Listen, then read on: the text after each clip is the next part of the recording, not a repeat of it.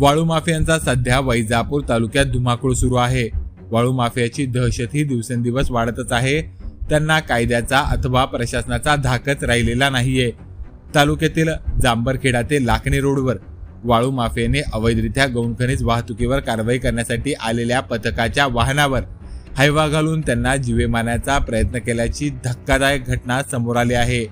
वाळू माफिया केवळ हैवा धडक देऊनच थांबले नाही, तर त्यांनी पथकाचे वाहन तब्बल 50 फुटापर्यंत फरफटत नेले।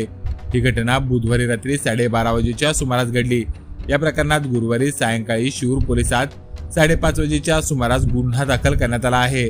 प्रकरणात तलाठी अमरसिंग तेजराव बावनकर वय 42 वर्षे, राहणार तिरोडा, जिल्हा गोंदिया, हल्ली मुक्काम मांडकी, तालुका वैजापूर यांनी फिर्याद दाखल केली आहे। त्यांनी दिलेल्या फिर्यादीनुसार ते मांडकी सजा येथे तलाठी म्हणून कार्यरत असून बुधवारी रात्री 12:30 वाजेच्या सुमारास शिवना नदी पात्रात अवैधरित्या गौण खनिज उत्खनन करणाऱ्या वाहनावर कारवाईसाठी ते पथकासह गेलेले असताना हायवा क्रमांक MH20GZ 6706 च्या चालकाने त्यांना बघितल्यावर फिर्यादीच्या वाहनाच्या कार क्रमांक MH35AR 0461 वर हायवा चालवून धडक दिली।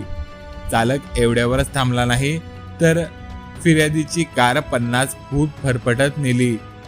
या घटनेत कारचे मोठे नुकसान झाले, तर हायवा चालकाने तलाठी अमरसिंग बावनकर यांना जीवे मारण्याच्या उद्देशाने हायवा टाकले असल्याचे त्यांनी फिर्यादीत नमूद केले आहे। प्रकरणात तलाठी अमरसिंग बावनकर यांनी दिलेल्या फिर्यादीनुसार गौण खनिज कारवाईसाठी आलेल्या पथकावर शासकीय कामात अडथळा निर्माण करत जीवे मारण्याच्या उद्देशाने हायवा चालवणाऱ्या चालक नामे शिवनाथ विश्वनाथ लंबे, राहणार जांभरखेडा, तालुका वैजापूर याच्या विरोधात शिरूर पोलीस ठाण्यात गुन्हा दाखल करण्यात आला आहे।